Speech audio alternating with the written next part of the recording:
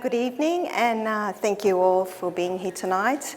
We're here tonight to present for you 5 of our library projects. They're very diverse projects.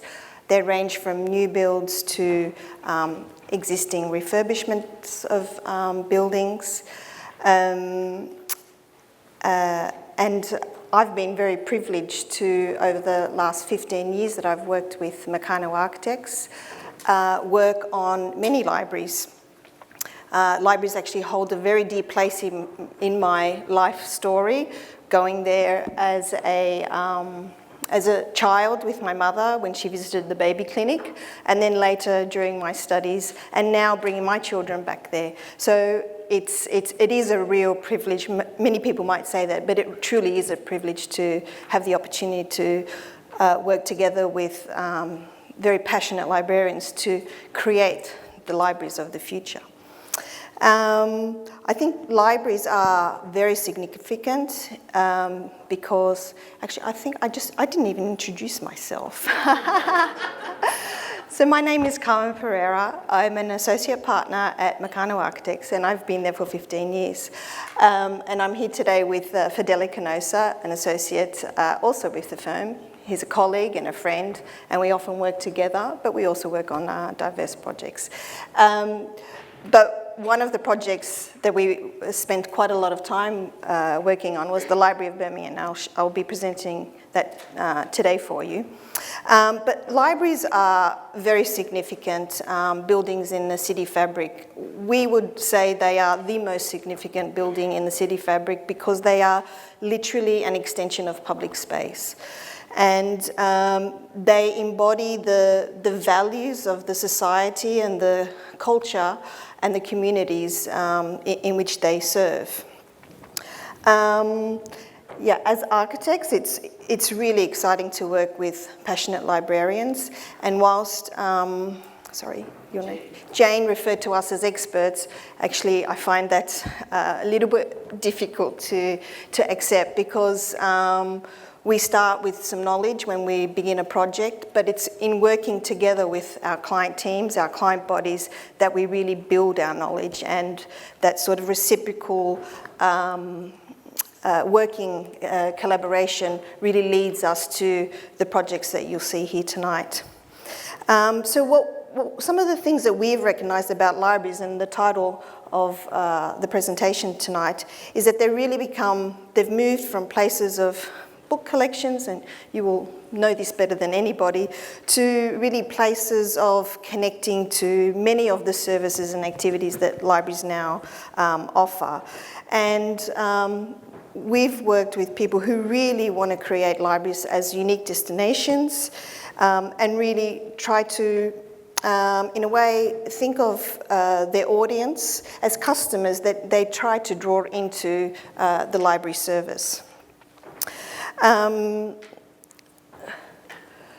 So some of the things that we recognise, and that's very much connected to this idea of moving away from the focus around books. This is a graph which captures the data for the libraries in the Amsterdam area. And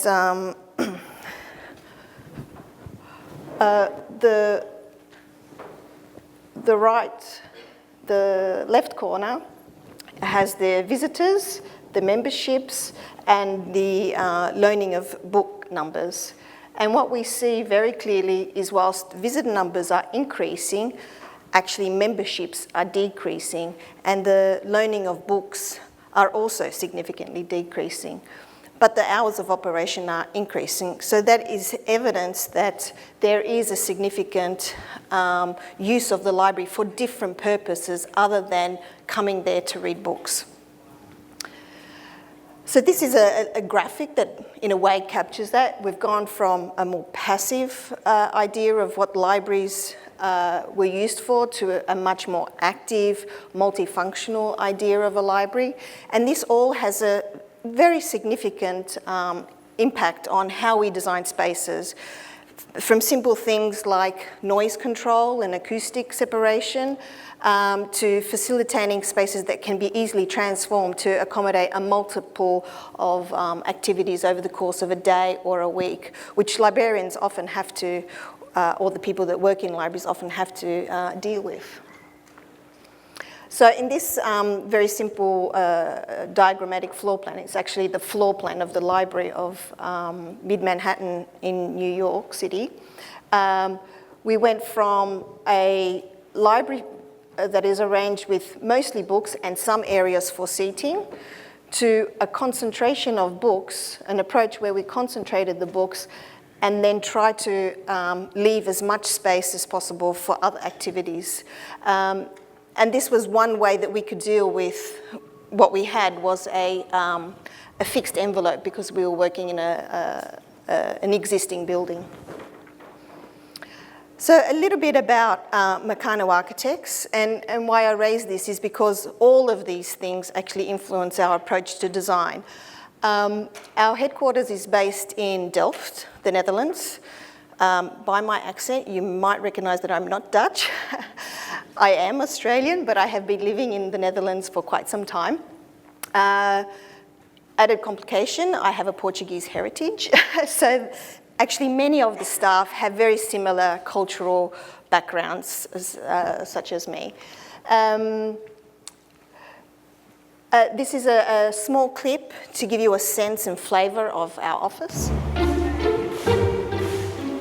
And you'll see again that architecture is no solo act. It's something that's done in collaboration. And you'll see most of when we're working together, whether as groups with one of the partners in the office, we're working across different mediums, whether it's digital platforms or hand sketches.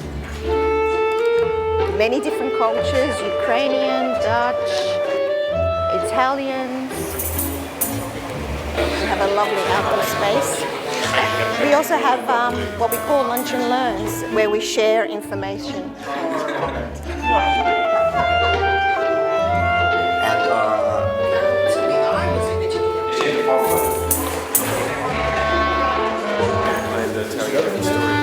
And this is when we were together with our New York clients.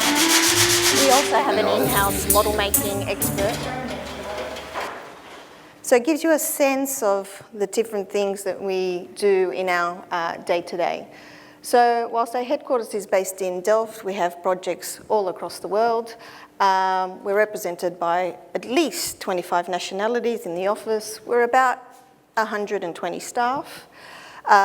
We'd like to highlight that we're also 40% female in a quite male-dominated building industry, and we are multidisciplinary. We offer architecture, urbanism, interior design, restoration. We've highlighted myself and Fedele on this list, and this is also part of how we celebrate our diversity, and whether it's our cultural diversity, our personalities, that all comes to play out in our design process. Our key approach to how we deal with any design is could be categorized by these three words: people, place, purpose, and specifically in that order. People, and that might sound very obvious, but often in our profession, architects tend to think more about their product and maybe less so about who might be using their product. But people are fundamental. Ultimately, they're the constants throughout any project, and we need to mold space to create experiences, hopefully enjoyable experiences for them. The place obviously has a great impact into the design, and we need to, wherever it is that we're working, even locally or internationally, we need to take, we need to really observe and try to understand in as far as possible what the place is about, really dig down into the essence of the location. And purpose, what we recognize more and more, of course we are designing buildings for a specific purpose, but we see that that purpose will often change. More and more we are being asked to do refurbishments, do renovations, so take buildings that once had an industrial purpose and now turn them into a library. Whilst that purpose is very important in shaping buildings, we also need to think about a possible future where that change can be predicted but sometimes is unpredictable. I'm going to now just show a couple of projects. They're not libraries, but just to explain again our diverse portfolio, and also to highlight that it's also through an understanding of these other types of buildings, these other building typologies, that we learn about libraries and we learn about the possibilities for libraries. This is a project in Spain, La Locha. It's a new Congress Centre. It's a centre, a new building that wanted to create a new identity for the city. So the city was really characterised by the old castle that sits on a sort of hilltop looking down, and La Locha would become, the Congress Hall would become a new emblem for that city, an emblem that represents a new time and modernity for the city. The Delft railway station was about, we had to deal with all of the pragmatic things of railway stations, but it was also very much about creating a distinctive arrival experience. And working on the Dutch railway interior of one of the carriages helped us to think about how to transform our travel, our normal day-to-day travel. So we had the opportunity to reimagine what being on a train would be like. The Bruce Bowling new municipal offices was a renovation project together with a new build, where we explored, we were able to breathe new life into the derelict building and really celebrate the tradition of brick craftsmanship known to the Boston region. And the Kaohsiung National Theatre, obviously a new landmark because of its mega scale, 5 large theatres, over 100,000, supporting over 100,000 seats in a new park terrain, which was an ex-army terrain, inspired by the shaded tree canopies of the park, but should also feel like a park. So the spaces in between all of these theatres became much more informal than the sort of formality that is often associated with going to a theatre. And lastly, the Rabobank. It's a bank that didn't really want to be a bank, but it really wanted to be a new centre for knowledge and entrepreneurship. So we designed into it actually something that came after working together with the client team. We designed into it this tiered seating element, which we could offer together with the bank, a new service, a new opportunity. And these projects is really the idea of illustrating that what we see is that buildings and programs are really starting to blur together with other types of building typologies. The classroom has now entered the library has now entered the museum. Some exhibition spaces can also be found in libraries. Cafes are an obvious, they're everywhere. They can be also found across many, many different building programs. So tonight we're going to focus on 5 projects, 2 new builds, the TU Delft Library, the Library of Birmingham, New York Public Library, MLK, which are renovation projects, and Lockhall, also renovation projects. So they are across Europe, the UK, and the United States. And again, the significance of libraries can be recognised in this slide. whilst there are many different buildings that we probably have a relationship with over different parts of our life, libraries and some galleries and some museums actually interact with us over the whole course of our life. And not only do we use these buildings at different ages, many different groups use these buildings, and that becomes well, a challenge, but also an inspiration for how we design libraries. So we often begin with the people, so who might our users be? Well, they're children or students. They're going to be older parts of the community. They might be new immigrants who want to learn languages, or they might be young entrepreneurs. All of these different groups will often be represented in our libraries.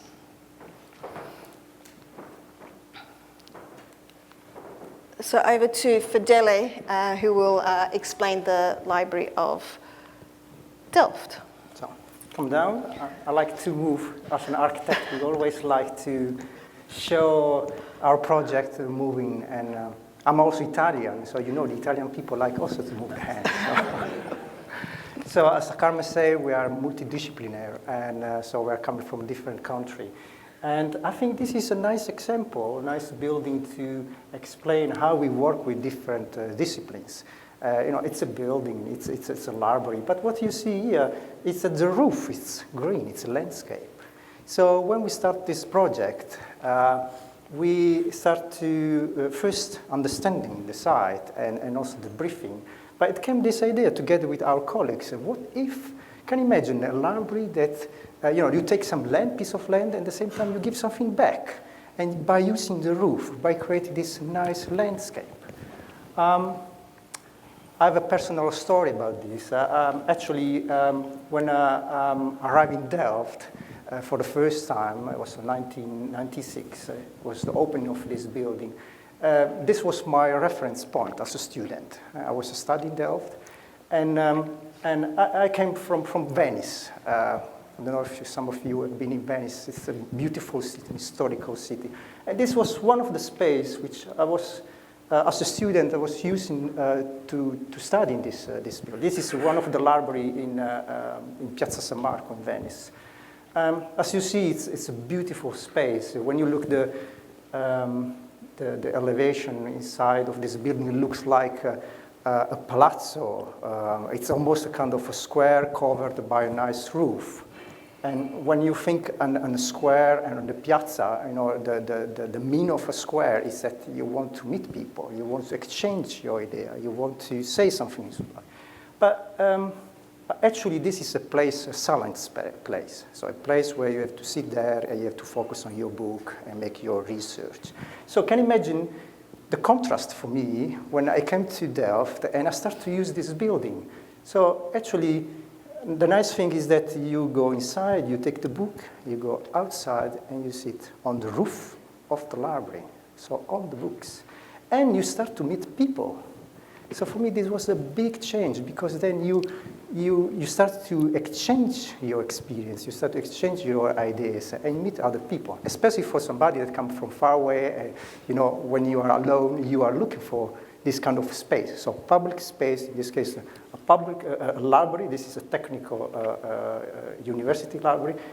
It was a kind of place where you could find other people, but also build the knowledge.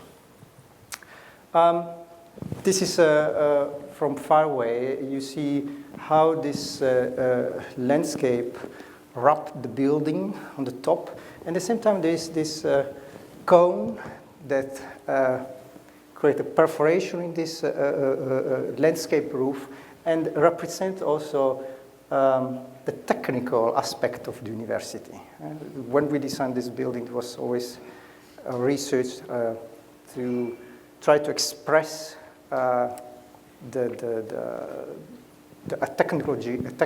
technological side of the campus.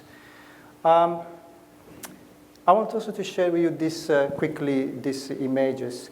The building is located here. This is the campus, the university campus of Delft, and it's in front of this huge building, which is a conference center. And I think the balance, the contrast between a building for conference, where a large group of people go into this building, and on the other side, this landscape, it's very nice. It creates a kind of a balance of a mass, volume, big volume, with a landscape. And again, you take something and you give something back. And it's also a kind of extension of also the park, which also has been designed by us, by Mecanoo, between the buildings and the library. What you see here is the campus, so it's the same place in 1969. And what I want to show is that the master plan, the urban plan of the campus was designed with this big X, almost 1 kilometer long, and with the building the different schools left and right. And the idea of that time was, have large street for bus, cars, and also for parking. So it shows how things can change during the years. So then in 2010, we received the question, can we change this street? Because actually we don't need any more space for cars, but we need space for people. So we wanted the students come together and they start to share their knowledge. So, and this is the result.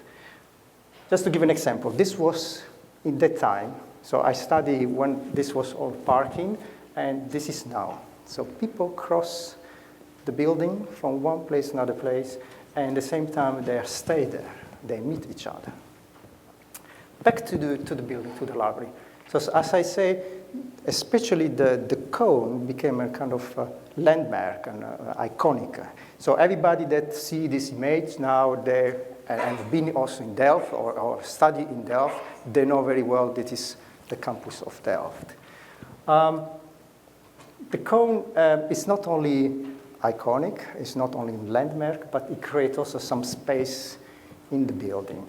So this is inside of the cone. There's some quiet, steady area. It's a beautiful light that comes in. And this is when you arrive in the building under this sloping ceiling. So there is the cone is detached from the ceiling, and there is the light coming through the cone. So it's very dramatical. It's a kind of a theater when you enter in the building. And then there is on the right side this wall with all the books, and beyond the books there is this blue, which we call the Mecanoo blue. It's a color that we define in our office. And the contrast of the books and this blue color, it creates a kind of suspense. It's the book looks like they are not put on shelving, but they are in the air. So again, the blue wall with the books. Another thing that I want to share with you is that in 2010, we received a call from the library, and they said, look, we have a problem. The problem is that we are not attracting a lot of students. We are not using very well the building. And this is because probably the students are looking for something different. So then we make some research, and we end up that what was important was to create more space for the students in the building, but especially space related to workshops, study areas, meeting rooms. And also another thing that the library changed was they reduced the space for their office. So in 1996, they say, we want so many rooms for the office. And then later they discovered that, the way how people work now, it's different. Sometimes freelance people, part-time. And they also invent a system that, on the end of the day, when you go home, you can take your things and you put somewhere, and then the desk becomes free for the students. So then we free up a lot of space, especially on the first floor, for the students. And another thing is that they change also the opening hours. This is very important, especially in the university libraries, because in the time when the students they have examination, they need time to stay longer in the building. So they open from 9 or from 8 in the morning until 2 a.m. In the night. And this made a big change because then the students, they start to use the building because there was a place for them. So this is what the result of now. So you see more tables with the students. You see also different places. So some students, they like to sit in an open space with the groups, and other students, they like more to concentrate. And then we design these chairs with a high back. We call the train chairs. And this create a kind of separation, but at the same time, you are in the same space. Meeting rooms. Another thing that was also interesting is that they also said, you know, sometimes students or young professional, you just finish your study, you would like to start your job, but you don't have money to rent a space. So they say, well, you could also use the space of the library. They also allow to put on business card the address of the library. So that was a way to invite young entrepreneurs or young professionals to use this space and sometimes meet maybe the client in this area. This is a nice picture where you see this is an outdoor festival related to university, and on the back is this big conference centrum, and then there is this nice green roof that accommodate all these people, all these students. Just a short video as conclusion to show how the buildings work.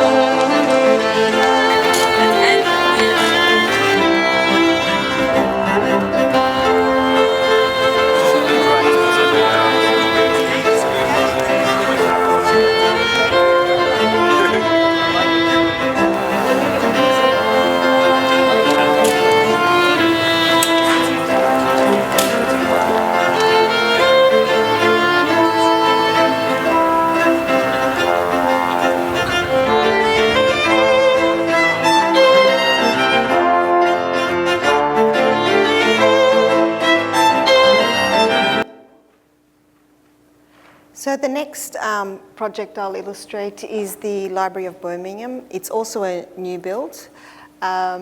It's located in the north of the United Kingdom. And it's a second city of United Kingdom. It's second to London.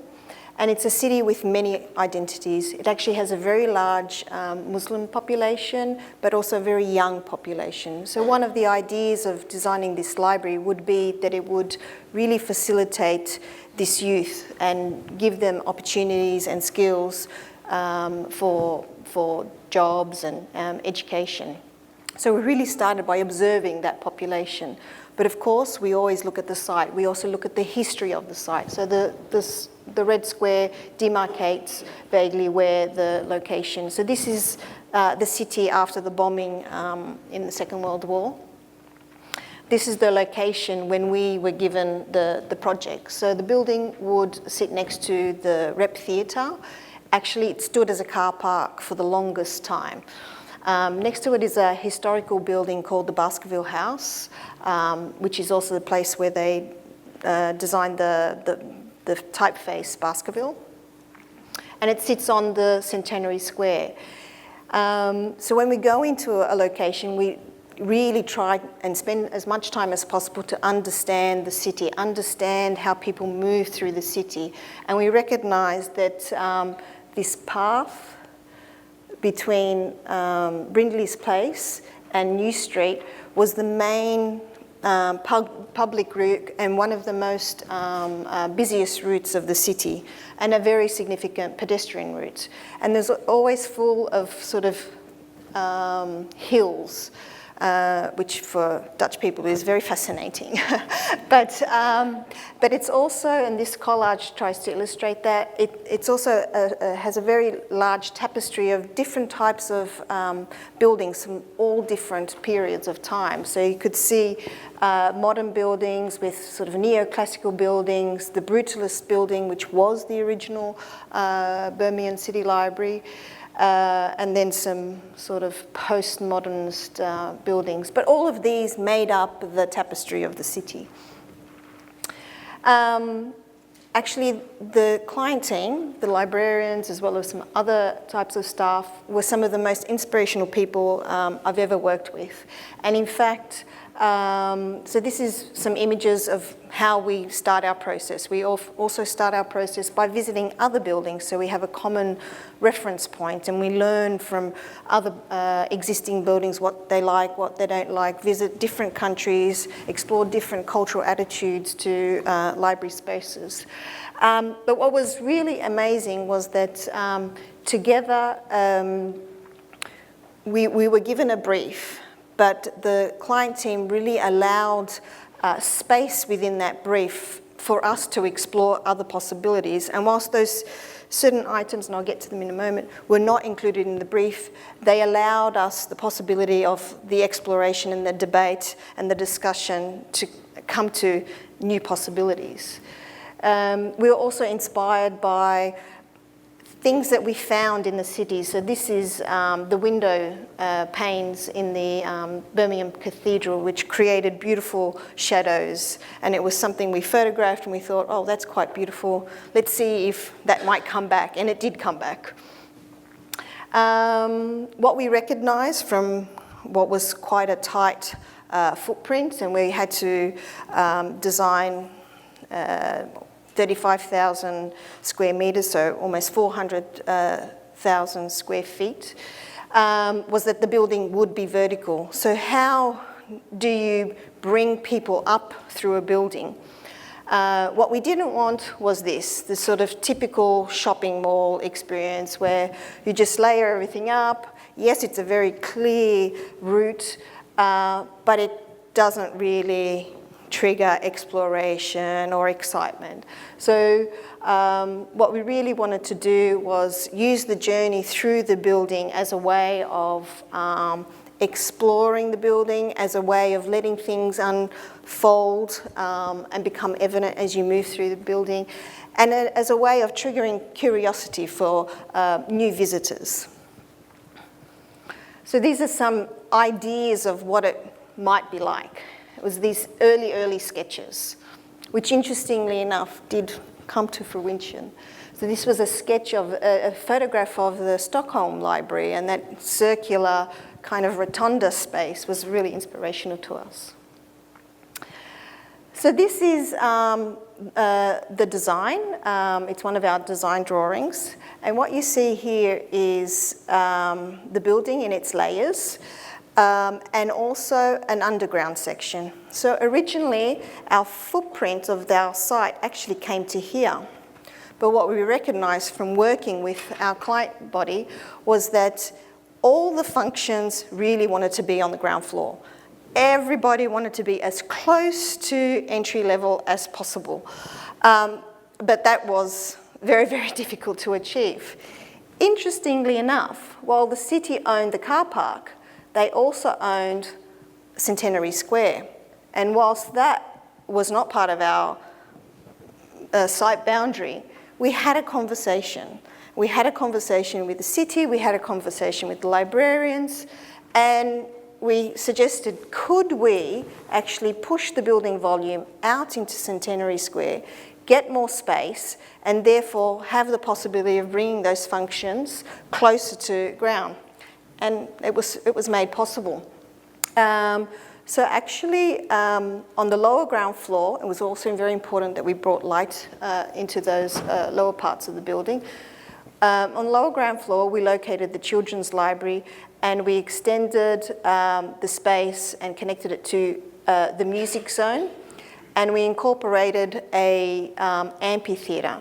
And what's interesting about the amphitheatre is that it now is located in Centenary Square, in the largest public space of the city.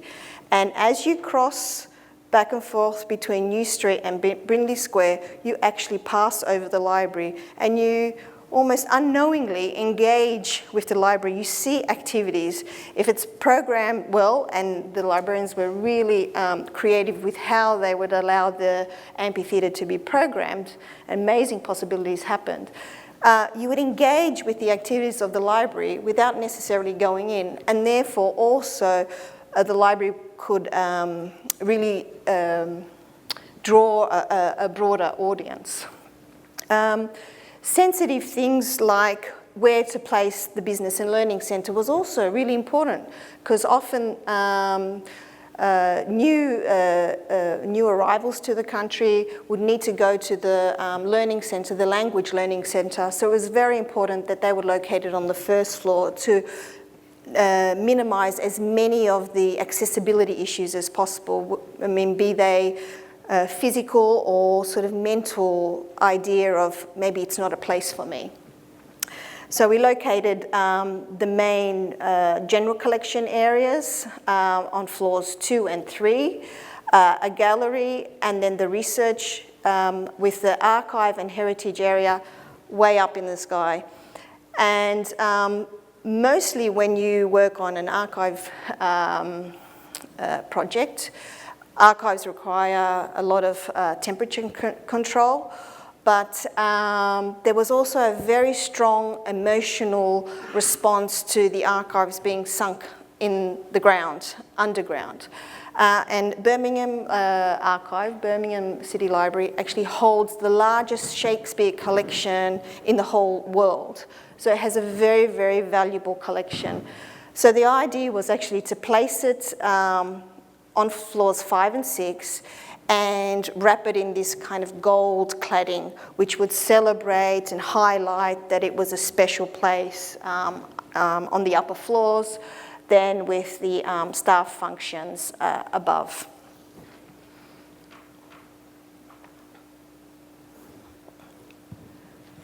So this is some images from inside, and you see what happens when you shift those rotundas around. You get all these different unusual views. And actually, whilst we were working in 3D, we had all the computer systems, we could walk through it in virtual world. It was nothing like what it manifests. It was really amazing. It was really a place for exploration. You really wanted to understand what was beyond, because you got a glimpse, but you didn't see the whole thing. In this rotunda space, we also envisage many possibilities. They were done to sort of trigger possibilities for maybe revenue generation in the library.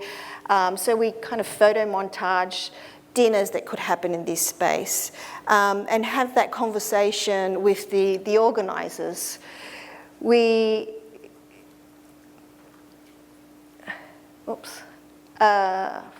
Missed some slides.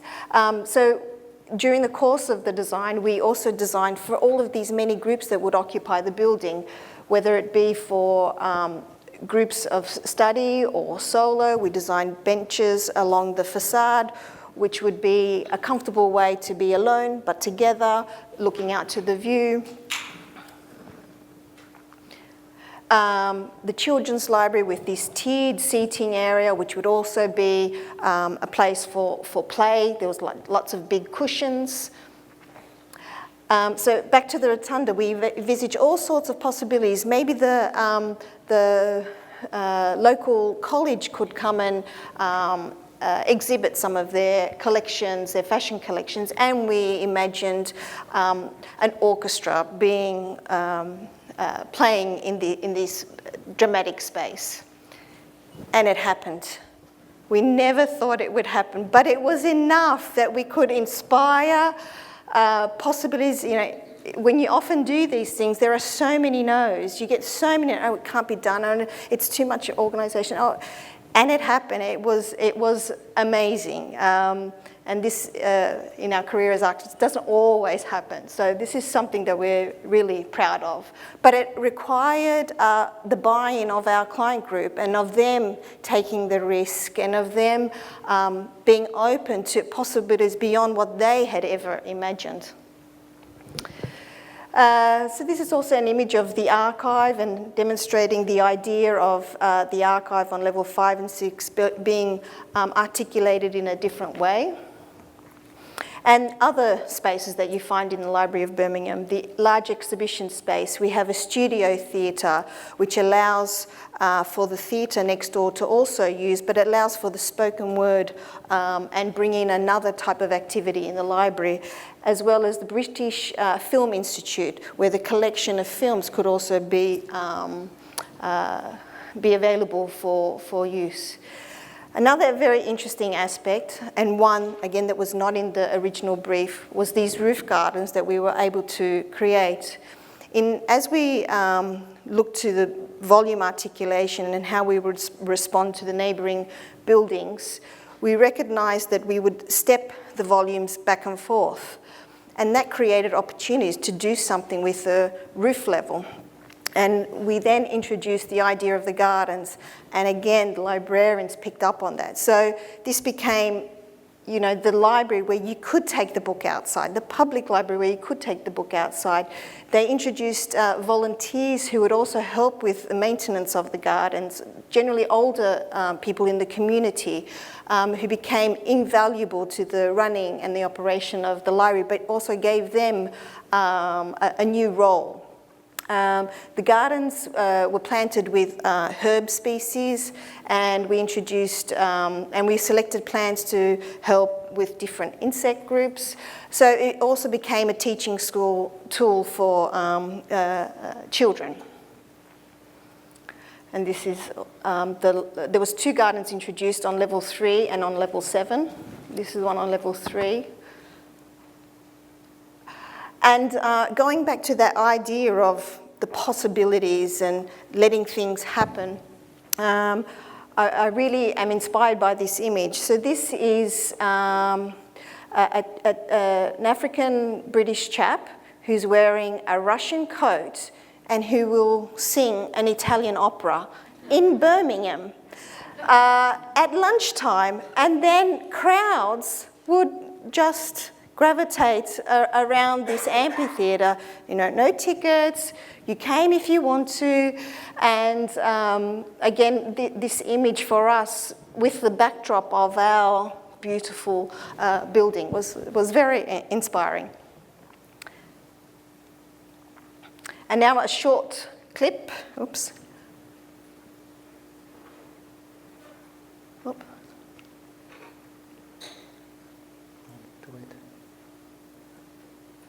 One more.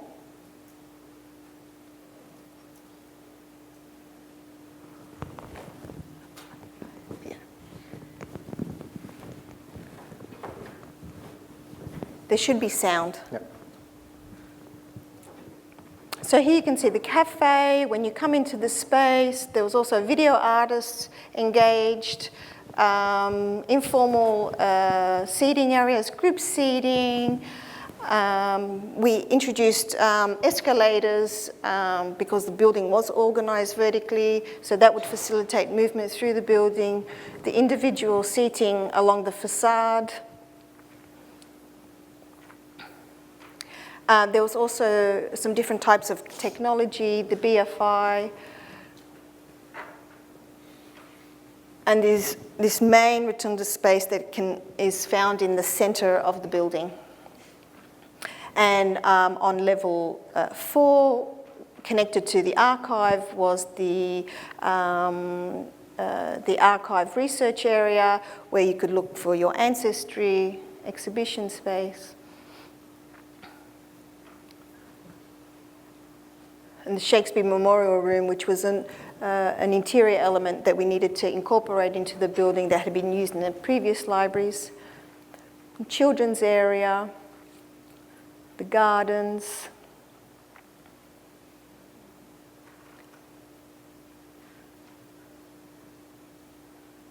And the idea of the garden also creating this balcony for the city. So it became a new way to look back on the city and a new way to connect to the city. The next project is the Mid-Manhattan Library. This is the first of the renovation projects that we will show. So it sits on 5th Avenue. It's diagonally up, across from the Stephen A. Schwarzman building, more known, let's say. So we were asked to do a gut renovation, so effectively keeping the facade and keeping the main floors in the building and doing a small addition on top. The idea and goal of the project was that it would also try to connect to the research library and emphasize the synergies. So actually the research library, the Stephen A. Schwarzman building, had in it the children's library, but it was in a very odd location, and the synergies of it with the research library were not so strong. So we moved that into the Mid-Manhattan Library and created better synergies with the Teens Library and the general collection.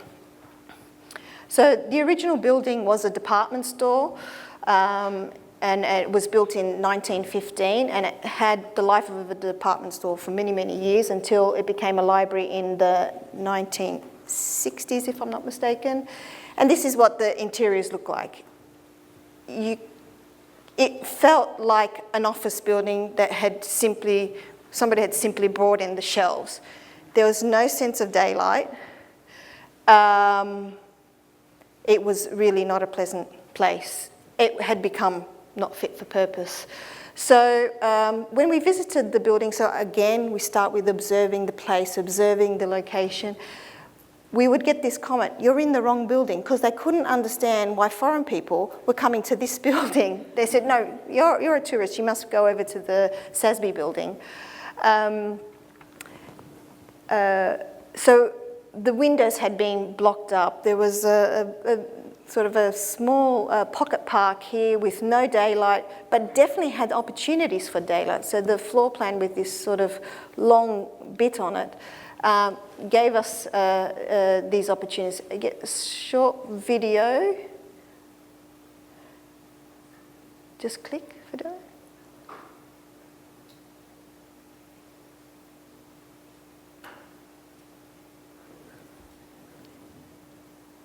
It doesn't want to do it. And this idea of having a limited framework, we needed to maintain the facade, but we needed to keep the 400,000 books, but we needed to create more capacity for other activities. So this idea that we had was to concentrate the books in what we call the long room, and then start to connect different floors together by carving out voids in those existing floors, and using a series of voids that we introduced into the building to cut out and connect different parts of the library program. We were inspired by our own project, like the Library of Birmingham as well as the TU Delft, but also the long room of the Trinity College in Dublin. And that sort of repetition of books created a very distinct experience and memorable aspect of the book collection that we wanted to sort of bring to bear in this project. So this is, in effect, the building section. So 5th Avenue, there was a basement with sort of plant room.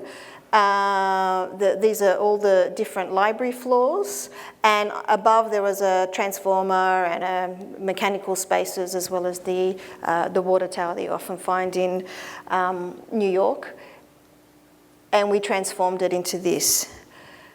So what we did was, on the ground floor, we had grab and go, self-service, checkout. We created a void to allow daylight into the lower floors of the building, and connected the children's library with the teens library.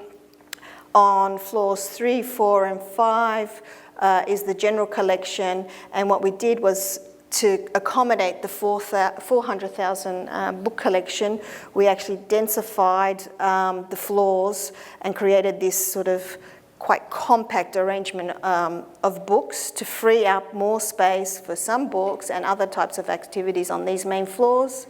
On levels 5 and 6, we located the business and learning centre, and on level 7, we introduced a new volume which would include a multi-purpose space, 2 multi-purpose spaces that would allow also for possible revenue generation of the library, and this sort of origami-like structure that would sheathe and cloak the mechanical spaces that we needed to have on the roof, as well as some outdoor, we called it the secret garden, and the outdoor terrace. So I've just gone through the different functions. So using those voids to draw daylight in, completely rearranging the floors to ensure that daylight could actually penetrate into the depth of the building. And on top, creating this secret garden and roof terrace, which would become the first of its kind in mid-Manhattan in New York. So this is the demolition, actually early demolition, when it's just the first things are being stripped away. This visit was probably 2017, late 2017.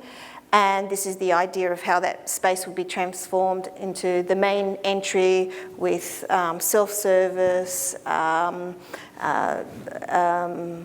self-service counter, grab and go in this area, and then the main counter at the end of the red carpet. We always thought you should have a red carpet if you're in New York City.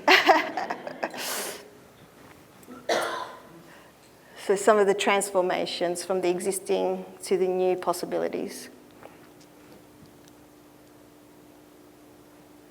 So this is when it was just individual floors, and this is what happens when we're able to carve into those floor slabs and create a large void connecting the 3 floors to become the general collection.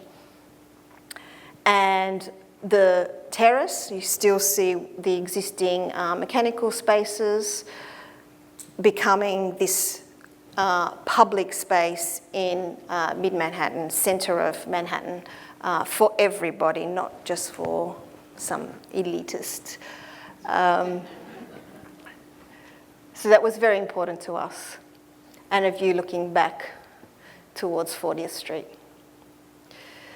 So the building would go from sort of this sort of dirty, miserable-looking thing, with the only highlight being the red banners, to a cleaned facade and this origami top being the new beacon for the Mid-Manhattan Library. We actually just visited. It's all on track. So it's due to open 2020, early 2020. No, sorry, early 2019. 20. I haven't slept very much. So the New York Public Library the main entrance would look like this. So, Martin Luther King Library. Who know this building? Have you been inside? Okay. So, well, we start this project actually with first a competition. It was a public competition with other architects, and then we were selected as the winner for the renovation of this building. It's a building designed by Mies van der Rohe. Mies van der Rohe is a German architect. It's the only library building that he designed in his life. And it's probably one of the last buildings. So the opening of this building was in 1972. And then it was also called the Martin Luther King. So it's a building which on one side there is a famous architect, and on the other side this is the name of Dr. King. So it's very important for the city of Washington, but also for the US. I remember when we came for the first time, we started to talk with people, different groups, with communities. And I remember this kind of contradiction for discussion, that some groups say, please remove this building. I hate this building. It's a black box. I don't want to go inside. It's terrible. And then there were other groups that say, oh, but this is a unique piece of architecture. We have to, this is part of our identity of Washington. So please keep this building. So this was, for us as architect, as I say, the first things that we do, we start to observe, we start to talk also with people, we start to try to understand what is important for you and why we should keep or not. So this is, when we came inside, then what we saw is that the building was used a lot from homeless people. In Europe, we know that there are also homeless people, but for us, when we come in DC, especially in this building, we saw in the morning coming a bus with all the homeless people. They stop in front of the library, they go inside, and they stay the whole day in this building.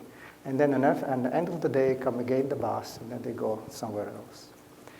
So as an architect, you start to think, okay, so it's a space, public space, and it's for everybody. So it's accessible, it's for all the type of people. So then you have to think of how to create a space that's also safe for other people that they walk in the building.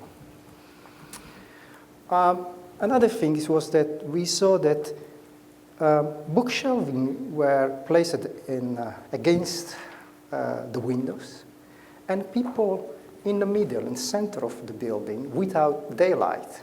I thought this is not possible. Actually, what you want is to put the people along the facade and use the daylight, use the view. This is important. And the bookshelving, they don't need the daylight. They can go inside. So this was a kind of observation of the existing situation. Public stairs. I don't know if you remember the public stairs. This is was also one of the problems that people told us, okay, keep the building, but do something with the public stairs, because I don't like to go in these stairs. So the stairs, this is the stairs that you actually, if you don't use the elevator, then you take the stairs to go up and down. And they're completely enclosed. There is no view with the other space, and people were scared to take the stairs because, especially parents with children, they say, I don't like to go in these stairs. And then there were some floors with just corridors, and then wall on both sides. And I think what is difficult here, and that also the people that use the building say many times, you know, when you arrive on the floor and you start to walk in this corridor, you don't know anymore where you are. Because it's all the same. It's a symmetrical building. So Mies van der Rohe was, you know, a rational architect, and everything is symmetrical. And then when everything is the same, you lose the orientation. So another thing was the roof level. It seems that the building was designed to accommodate another 2 levels. So when they asked Mies van der Rohe, could you please design the building? So he designed the building with the structure that could possibly accommodate also the other 2 levels. And then the ask was asked, could you please explore this idea? Can we put another level on the top? And of course, yeah, there's the discussion and how far you should go with the levels and the architecture, because then you will change completely the aesthetic of the building. So that's something that always a discussion with the architecture. This is an, I hope that you can see this is a Het is een gebouw van Mies van der Rohe, die de naam draagt van Martin Luther King en de Bibliotheek van de Toekomst. Die 3 aspecten, dat ben ik nou helemaal aan het uitzoeken, hoe dat nou moet. Martin Luther King, here's a man that represents a struggle for all colors of people.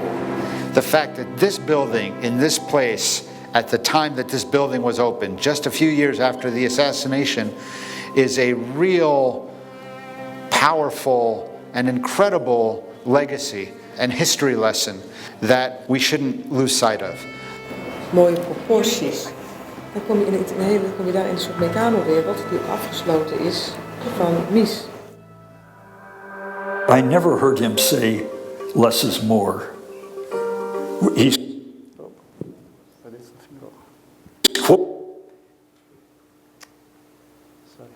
Technology.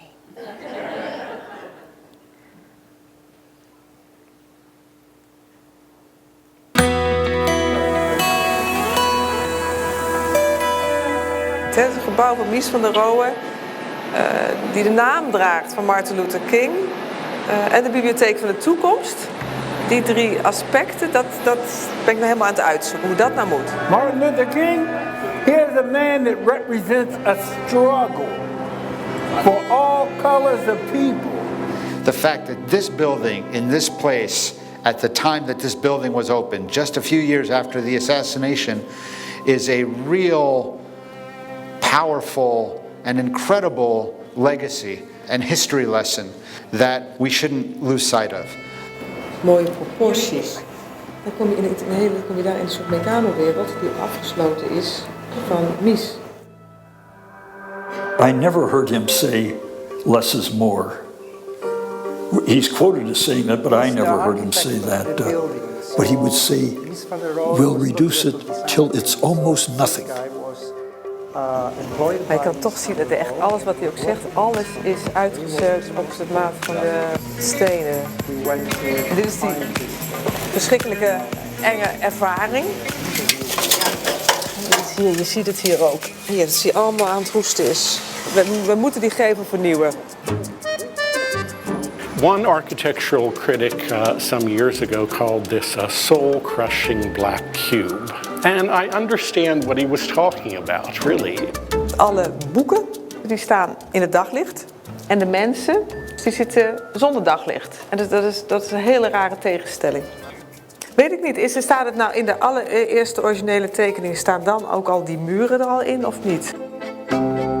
Mies die maakt eigenlijk altijd hele eindeloze horizontale ruimtes. Die stopt hij met een verticaal vlak.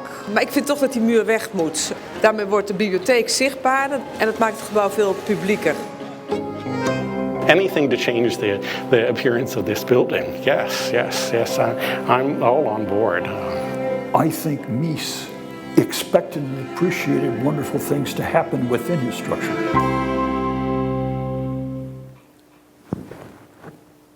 Yes. So this was when we started, and we start to observe, and we did interview. We find this man is Jack Boyman, and I think he lives in Chicago, and he explained us, or he shows the drawings for that time. So for us was, as architect, it's nice to discover the story and to understand what could be the next step. If you look at the building, as I say, it's very rational. And I think this is a quality of Mies van der Rohe, because what he did is, with this, you see there are 4 elements which represent the cores, the vertical cores. And he concentrates all the service, staircase, elevators, toilet, all in this cores. And by doing this, then you get a lot of free space around. I think this is a quality, and when we start the discussion with the different institution and authority in DC, we also say that we should use this kind of a quality as a starting point for the new design. So our vision is based on keeping the architecture of Mies van der Rohe, respect the architecture of Mies van der Rohe, but try to update the building for the future, because this is what they need. And this we did by touching some areas which, without to destroy the aesthetic, but then it changed completely the experience of the people inside of the building. And an example is the 4 cores. We said, okay, we keep the 4 cores in the building. We keep the bricks because they represent aesthetic. But then what if we clean inside the cores? It's something that it's not related to the aesthetic of the building outside, but it's inside. So the staircase, the elevator, we remove everything and we put the new staircase. We change the service. And this starts to change also the way how you later will experience and use the building. Another thing was also we explored the possibility to introduce a new level, an additional level on the top. And in this case, we also decide to use a different language, but the shape of this, it's almost a kind of a pavilion, it's not visible from the street level. So from the street level, people will not see this pavilion. But then when you go inside, you will discover that on the top of this building, there is a beautiful pavilion with also some activities. So again, try to find the borderline how far you can go with a new intervention and an update situation, and then keeping the building safe with the aesthetic of Mies van der Rohe. Another aspect was this corner along the 9th Street. Now it's the view inside the building, it's blocked by a wall, which is high like this. And we say, what if we lower the wall, and then you can look inside. And there is a ramp here, go down to the parking space. There are 2 ramps, actually.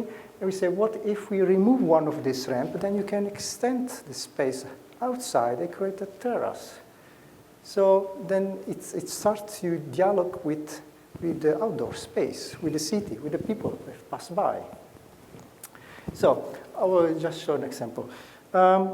This is the scheme that shows the current situation. So this is the main entrance of the building. The 2 cores along the main entrance was dedicated for the staff. So it was the entrance to the staff and with the stairs and an elevator. And then on the back was for the public. And then we said, what if we move the in front, make for the public, and back for the staff? So then it's more close and it may be also visible. So this is a section. We clean everything inside and we introduce 2 beautiful stairs, open, big. Actually, we went this afternoon on site to check the stairs. It's huge. And I think when it will be open, you will experience these beautiful stairs that will invite people to use the stairs instead to take the elevators. And this is some impression of how we'll change completely the public stairs with this new language inside of the course. Another thing that we introduce is the slides for the children. So there is on the second level the children library, and we said, what if we, next to the stairs, this is for public like this, next to the stairs we introduce a different way for the children to go down. You know, it's not only about books, but it's also an experience. They will also attract another group, young children, to use the building, also to play with the building. So that's so how to engage these groups with a building like this Van der Rohe. The entrance, this is the current situation. So the first floor is set back from the main facade. There's these columns, and then you see this is one of the cores, which is blocked by this wall, and then this is also a wall here.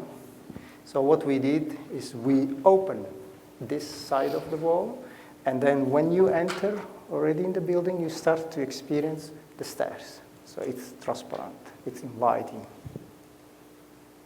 Again, when you are inside, you see stairs there beyond. The corner, this 9th Street, this is the G Place here. This is the ramp to go down to the parking space. And because there are two ramps, do you need two ramps? No, so one could be removed. And so, okay, what if we remove this ramp? We extend the floor here and we load this wall, then it could potentially be used in this way. So the corner of the first level becomes visible from the street level. There is an extension of the first level to outside, and we also introduce a cafe. So the cafe is not only for the library, but also for the people passing by. They can go in the library and sit in the library or outside. So the library become part of the city. It's also start to dialogue with the city and with the people that pass by. This is from inside, so you see there's a cafe here, bar, and then this is the outdoor space, and it's a very informal space here. This is at the entrance, the Great Hall. It's a beautiful space, a space that is used also for performance. And then we said, actually, what you see here, this is the wall, one of the wall of the core on the left side, and then there is the wall on the right side. And because Ms. Van der Rohe designed the build with the 4 cores, we said, what if we do something with this wall? So the first idea was to remove completely, but then there was some technical problem. And we said, let's try to push back this wall in order to make clear that this one core here and one core there, and then we create a zone that it allowed to do something with the space. And this is what we did. So the wall is set back, and then we create the steps where we expect that especially young people, they enter in this building and they are inviting to sit there, and maybe it's just a meeting point. Maybe they will start to try to dance, to perform on something in that space. So it's more by do just a small intervention and use just the quality of the space, you offer a different point of view. I think this is very important in a public space, that you stimulate the people to use the space and create new things. Again, from another point of view, this is the Great Hall. You come inside from here. This is the core that go up, public stairs. And this is the space that it creates a different situation. The low level, we also decide to keep as public space. We introduce as a functions a Fab Lab. So it's a place where invite different people to try with different technology. And the idea is that learn by doing. And this is the place where you want to stay if you like to try things. children library on the second floor. We create a layout that are more close to the windows with a beautiful view outside, daylight, and everything is more related now to the edge of the building. The space in between, which was this walls, and was difficult for orientation, we open, so you can still see some part of this central zone. So this part here and this part there, but then in the middle it's open, and this, it's important that the people when arrive on the floor then understand where they are, and it is also an orientation in the building. We open one of the floors, so we create a void between two levels in order to connect the levels, create also visual connection from one level to another level, but also give us a different quality of the space. So it's not only horizontal, but sometimes it's also a vertical room. And then on the top, in combination with the new pavilion, we introduced the auditorium. If you remember, if you have been in the existing building, the auditorium is located on the low level.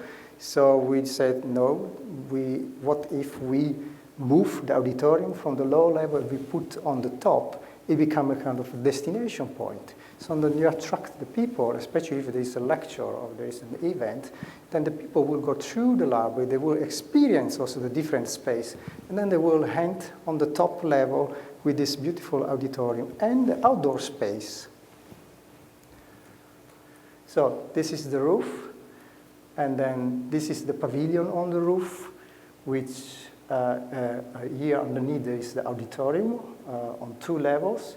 There's an event space for this area with a cafe, and then there is this area completely public, so the people can access the terrace, the roof, and stay there with the book outside. So this is a view from the roof level. I want just to show now a short video animation which explains all the space with the new intervention.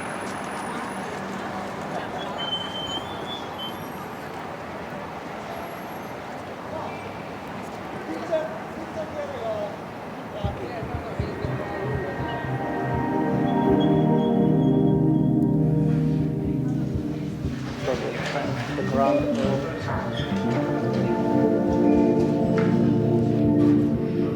the stairs.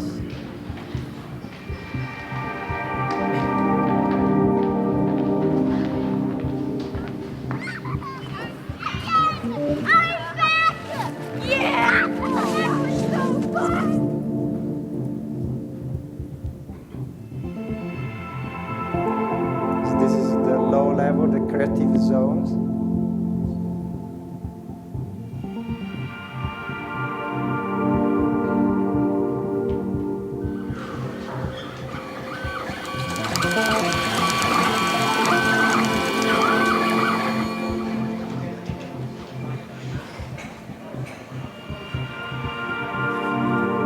This is the first level with the outdoor terrace in the corner.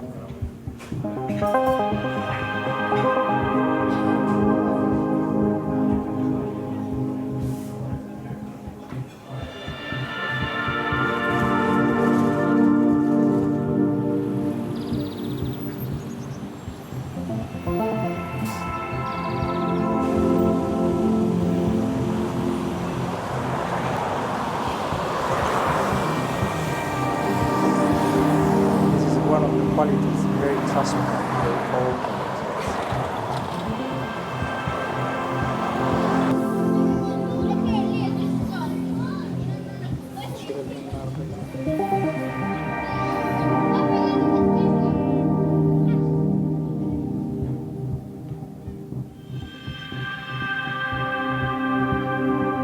All the shelving are lower, so in this way you get always another view of the space.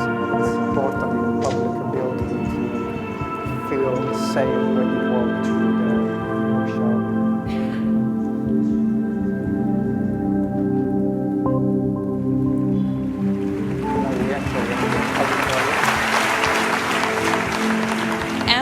pleasure to welcome you to the DC Public Library, and more specifically to the Martin Luther King Jr. Memorial Library.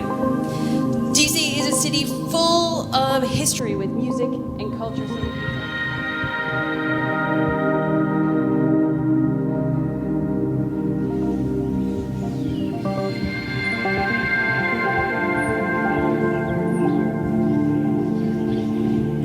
Level with the pavilion on the top.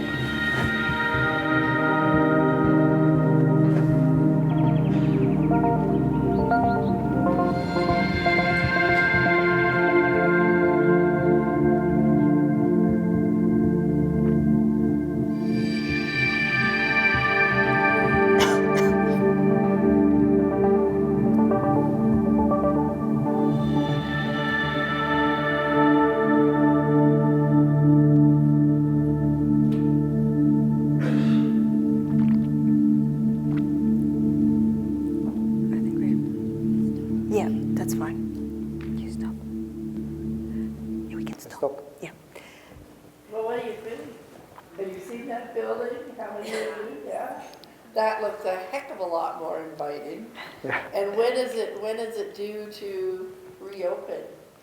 I think it's in 2021. 2021, so we'll have to make a point of going to visit it that year. What do you think? New York to 2020, Washington 2021. That's fantastic. Yeah. Fantastic. Well, could you thank our speakers?